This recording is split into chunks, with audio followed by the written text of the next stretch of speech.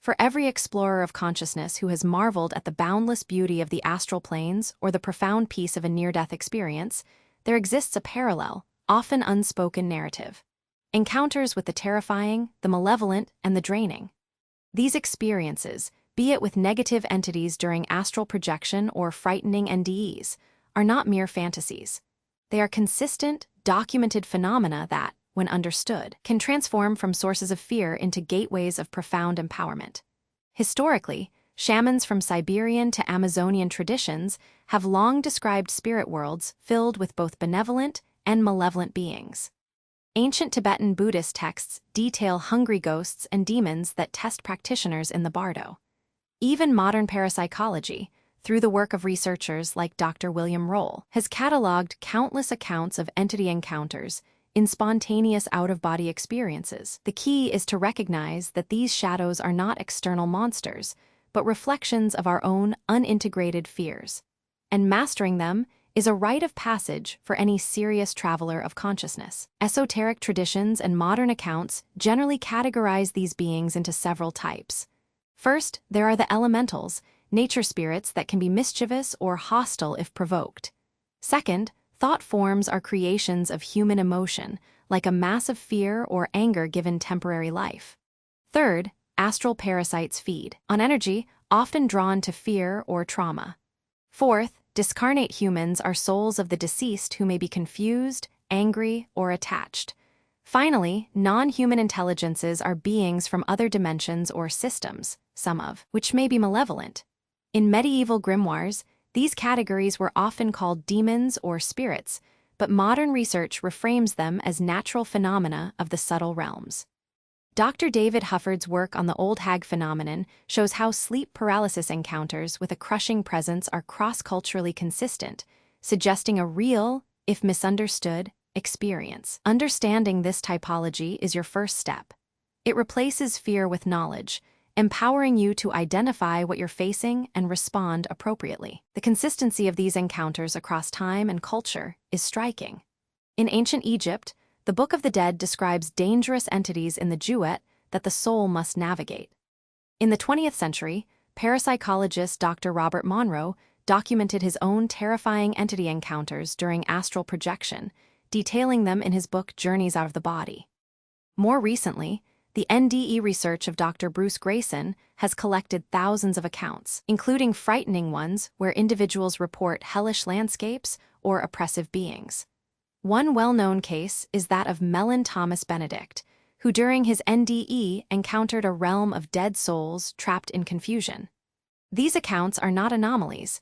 They are part of the full spectrum of non-ordinary experience. Dr. Barbara Romer's study of 50 frightening NDEs found that 75% of experiencers later described the event as ultimately beneficial, forcing a life transformation. This research validates that even the darkest encounters can serve a higher purpose if we have the courage to face them. While the popular narrative of NDEs is dominated by tunnels of light and loving beings, a significant minority of experiences, estimated between 15 to 25%, are terrifying. Denying these accounts does a disservice to the full spectrum of what consciousness may encounter beyond the veil. Categories of frightening NDEs include 1. Void experiences, where one feels alone in infinite darkness. 2. Hellish experiences, with demonic figures or fiery landscapes. 3. Life review encounters, where one's own misdeeds are replayed with intense guilt. And 4. Rescue experiences, where a loving being pulls the person out of a dark realm. Dr. Kenneth Ring, a pioneering NDE researcher, suggested these dark episodes serve a catalytic purpose, forcing a profound reevaluation of one's life.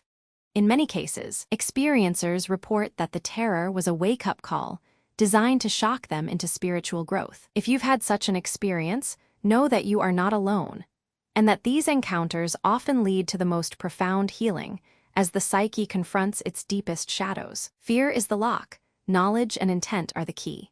Here are practical, time-tested techniques to fortify yourself before and during an astral journey. Proactive shielding. Before projecting, visualize a sphere of white or golden light surrounding your body, with the intention that only beings of the highest good may enter. This is similar to the lesser banishing ritual of the pentagram used in Western ceremonial magic. You can also imagine a mirror-like surface on your aura, reflecting negative energy back to its source. During an encounter, if you feel drained or attacked, immediately assert your sovereignty. Mentally command, "I am in control here. You have no power over me." Another technique is to raise your vibration by focusing on love, gratitude, or a happy memory. Negative entities cannot sustain themselves in high-frequency energy. Finally, if all else fails, simply return to your body by intending to wake up. These methods are not superstitious. They are based on the principle that consciousness is primary, and your intent shapes your reality. The struggles we've detailed are not just personal, they are cosmic. Robert J.R. Graham's The Resonance Code trilogy provides a breathtakingly accurate fictional metaphor for this entire dynamic, reframing our personal battles as part of a grand, compositional war. Luzige, the Locust King, is the archetypal negative entity, a parasitic being who feeds on suffering and whispers lies to a vulnerable host. He represents the non-human malevolent intelligences that esoteric traditions have warned about for millennia. The odd item technology, a device that forcibly opens gateways, is a perfect analogy for unprepared psychic exploration. Jacob Cross uses it without understanding the consequences, allowing Luzige to enter his world. This mirrors the real danger of dabbling in occult practices without ethical grounding. The trilogy's climax, the seventh unstitching, is not a battle but a healing, a surgical removal of the parasitic identity through unconditional love. This is the ultimate lesson.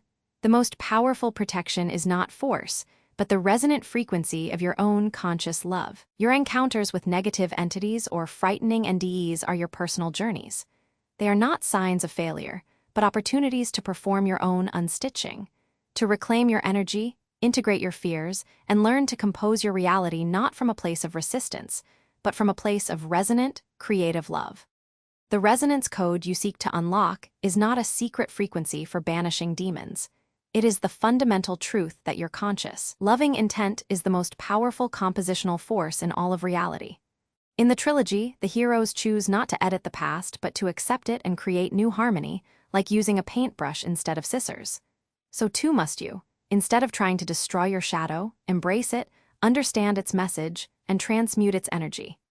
Each time you face a dark entity in the astral, you are being handed a key to your own liberation. The goal is not to become fearless, but to become sovereign, to know that no external force can override your innate divinity. Now go forth, explore, and compose your reality with courage and love.